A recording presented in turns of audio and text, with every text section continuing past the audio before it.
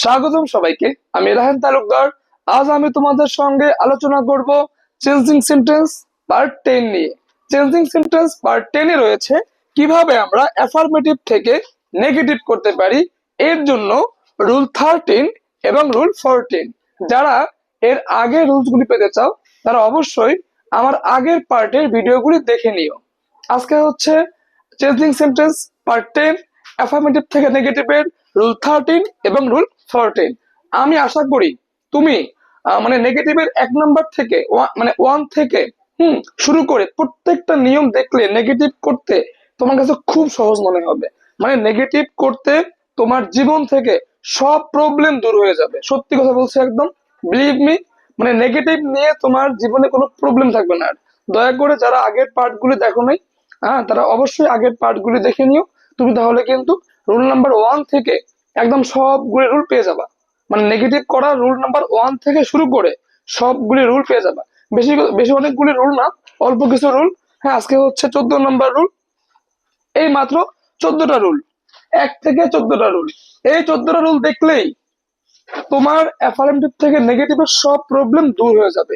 তাছাড়া চেঞ্জিং সেন্টেন্সের প্রত্যেকটা অংশ, যেমন অ্যাসার্টিভ, ইন্টারোগেটিভ, হ্যাঁ, তারপরে exclamatory, imperative, degree, voice sense, simple, complex, compound, সবগুলির ভিডিও কিন্তু আমাদের এই ইউটিউব চ্যানেলে দেওয়া আছে।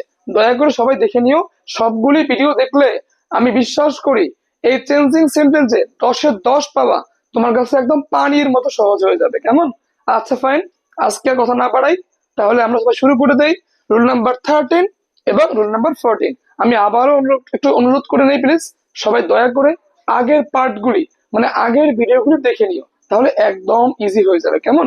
তো দেখো প্লিজ, রুল নাম্বার 13, অ্যাফার্মেটিভ বাক্যতে অলওয়েজ থাকলে নেভার বসে। দেখো, এটা কিন্তু খুব ইম্পর্টেন্ট নিয়ম ভাই, খুব ইম্পর্টেন্ট।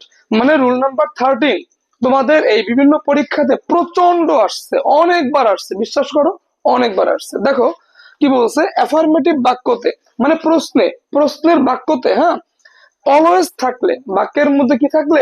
অলওয়েজ থাকলে। অলওয়েজ মানে কি বলতো? সর্বদা। অলওয়েজ থাকলে নেভার বসে। কি বসে? নেভার। অলওয়েজ মানে সর্বদা, আর নেভার মানে কি? কখনোই না।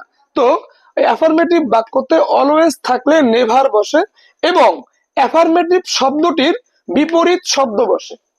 প্লিজ সবাই দেখে নাও কি বলছে এখানে, যে বাক্যের মধ্যে অলওয়েজ থাকলে অলওয়েজটাকে উঠিয়ে আমি অলওয়েজ এর স্থানে কি দিব? নেভার দেব। এবং অ্যাফার্মেটিভ শব্দটির বিপরীত শব্দ বসে। একটা অ্যাফার্মেটিভ ওয়ার্ড থাকবে, তুমি সেটার বিপরীত ওয়ার্ড লিখবা। কেমন? ভালো হলে খারাপ লিখবা, খারাপ থাকলে ভালো লিখবা, অসৎ থাকলে সৎ লিখবা, সৎ থাকলে অসৎ লিখবা। শোনো, তোমাকে আমি বলি, আমি কিন্তু খুব ভালো করে জানি তোমার কিন্তু প্রবলেম এই অলওয়েজ থাকলে নেভারে হবে না। তুমি খুব সহজে কিন্তু অলওয়েজ থাকলে নেভারটাকে উঠিয়ে লিখতে পারবা। কিন্তু তোমার সমস্যাটা হবে কি নিয়ে জানো? সমস্যাটা হবে হচ্ছে তোমার ওই বিপরীত শব্দ নিয়ে। ছেলেমেয়েরা কিন্তু এটা পারে না, মানে শিক্ষার্থীরা বিপরীত ওয়ার্ডটা পারে না, সুতরাং তার অনেক প্রবলেম হয়ে যায়। সে কোন বিপরীত ওয়ার্ডটা লিখবে তারা এটাই বোঝে না। সো এই জন্য তোমাদের জন্য আমি প্রায় 20টা থেকে 30টার মতো বিপরীত ওয়ার্ড লিখে দিয়েছি। তোমাদের পরীক্ষায় বারবার ওই শব্দগুলো থেকে এসেছে এবং ওগুলি থেকে আসবে। কেমন? 20 থেকে 30টা হবে। এই 30টা ওয়ার্ড সবাই অবশ্যই নোট করে নিবা। এই 30টা বিপরীত ওয়ার্ড পড়লেই তোমার সারা জীবনে, হ্যাঁ, একদম বিপরীত ওয়ার্ড নিয়ে সব প্রবলেম দূর হয়ে যাবে। কেমন? তুমি যতগুলি বিপরীত ওয়ার্ড আসবে তুমি সবগুলি পারবে ইনশাল্লাহ এক্সামে। কেমন? তোমাদের পরবর্তী ভিডিওতে কিন্তু এই বিপরীত ওয়ার্ড নিয়ে আলোচনা করা হবে। সবাই অবশ্যই দয়া করে ভিডিওটা অবশ্যই দেখবা, ঠিক আছে ফ্রেন্ড? বিপরীত ওয়ার্ড নিয়ে, যাতে তোমার কখনো বিপরীত ওয়ার্ড নিয়ে কোনো প্রবলেম না হয়। কেমন? আচ্ছা, বেশ। তো দেখো প্লিজ, যে অ্যাফার্মেটিভ শব্দটির বিপরীত শব্দ বসে। দেখো তুমি একটা এক্সাম্পল দেখো, দেখবা আরো বেশি ইজি হয়ে যাবে। কেমন? দেখো এক্সাম্পল, শি অলওয়েজ মানে সে সবসময় ফরগেট। ফরগেট মানে ভুলে যাওয়া। কেমন? মানে ভুলে যায় না মানুষ, ভুলে যাওয়া।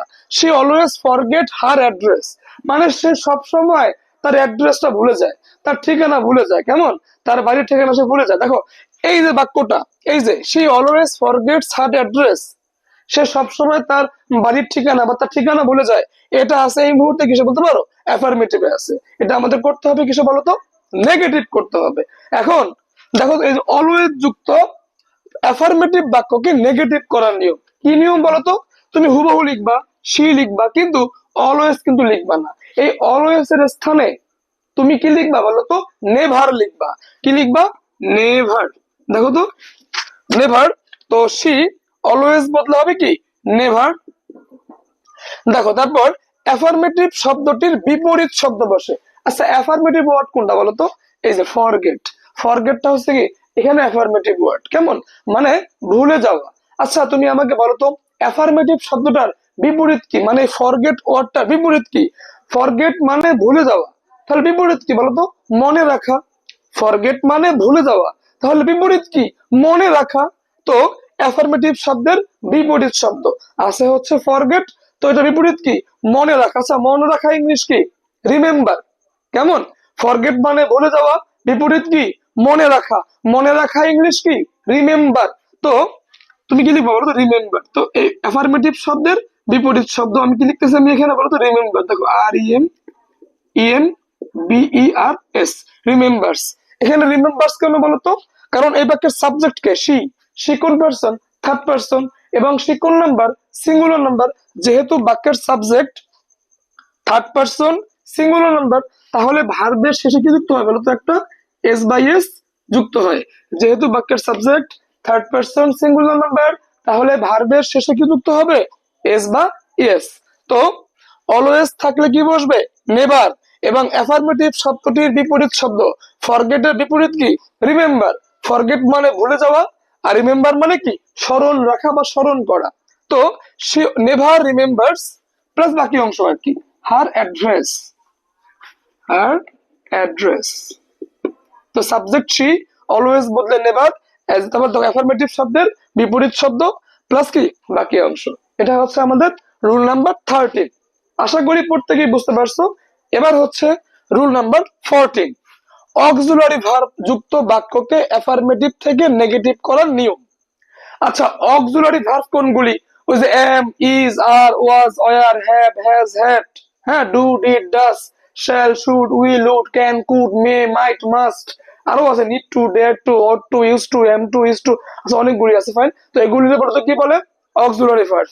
যারা অক্সিলারি ভার্ব এখনো চিনো না, দয়া করে তুমি কিন্তু আমাদের ভার্বের ক্লাসটা করতে পারো।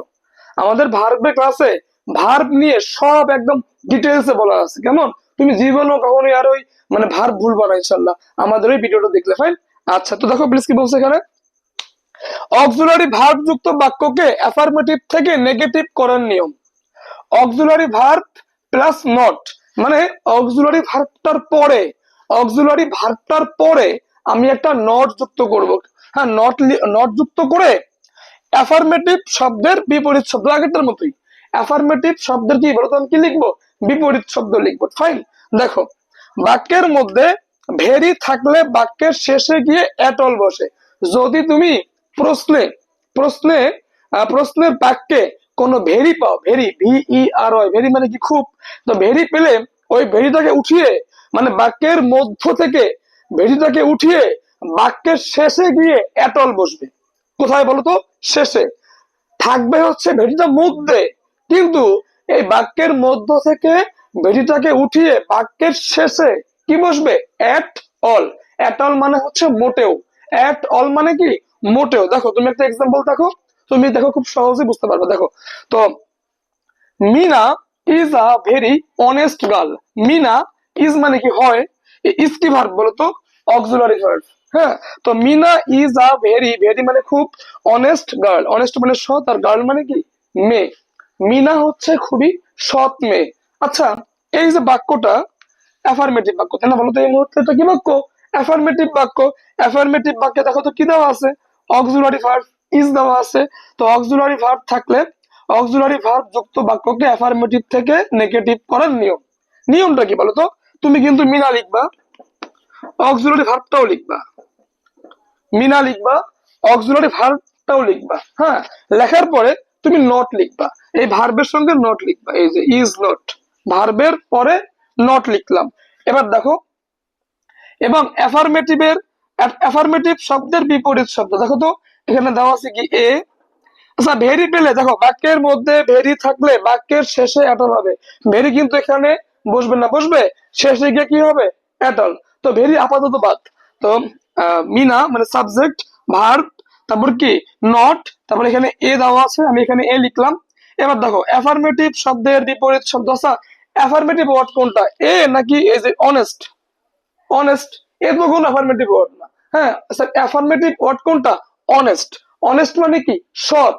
আচ্ছা এই শব্দটার বিপরীত কি, অসৎ। অসৎ ইংরেজি কি বলতো, ডিসঅনেস্ট। তো এখানে দেওয়া আছে অনেস্ট, আমরা কি লিখবো, ডিসঅনেস্ট। মানে দেওয়া আছে সৎ, লিখলাম হচ্ছে অসৎ। আছে অনেস্ট, লিখলাম কি, ডিসঅনেস্ট। অ্যাফার্মেটিভ শব্দের বিপরীত শব্দ, হ্যাঁ। আচ্ছা প্লাস বাকি অংশ, কারণের কারণ। তবে ওই যে ভেরি, ভেরিটা ছিল কোথায়, বাক্যের মধ্যে। তুমি শেষে গিয়ে কি লিখবা বলতো, এট অল, ফুল স্টপ। দেখো তো মিনা সাবজেক্ট, ভার্বের ভার্ব লিখবা, মানে অক্সিলারি ভার্বের অক্সিলারি ভার্বটা লিখবা। তারপর কি নট যুক্ত করবা, তারপর এ বা এ থাকুক বা এন থাকুক ওটা লিখবা।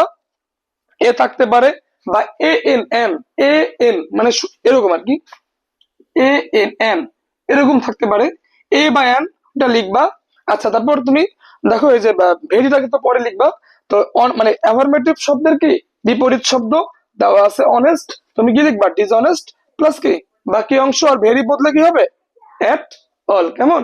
আচ্ছা এই তাহলে আমাদের রুল 13 এবং কি রুল 14। আচ্ছা এটা আমাদের কিন্তু সর্বশেষ নিয়ম, ঠিক আছে। আমি তোমাদেরকে আবার অনুরোধ করব, যারা আগে রুলগুলি দেখো নাই অবশ্যই দেখে নিও। তুমি দেখবা ভাই একদম নেগেটিভ, মানে পানির মতো সহজ। কেমন? তোমাদের কিন্তু এক্সামে নেগেটিভ একটা আসবেই, সো প্লিজ সবাই দেখে নিও, হ্যাঁ। আর হ্যাঁ শোনো, এরকম সহজ করে ইংলিশ শিখতে চাইলে প্লিজ সাবস্ক্রাইব করে রাখো এবং আমাদের পেজে ফলো দিয়ে রাখো। কেমন? আমাদের পেজ এবং ইউটিউব যে চ্যানেল, এটার নাম হচ্ছে ইনসেন ইংলিশ মেথড। অবশ্যই প্লিজ সবাই সাবস্ক্রাইব করে রাখবা এবং ফলো দিয়ে রাখবা। কেমন? আচ্ছা যদি কেউ না বোঝো অবশ্যই কমেন্টে জানিয়ে দিও। কেমন? আচ্ছা।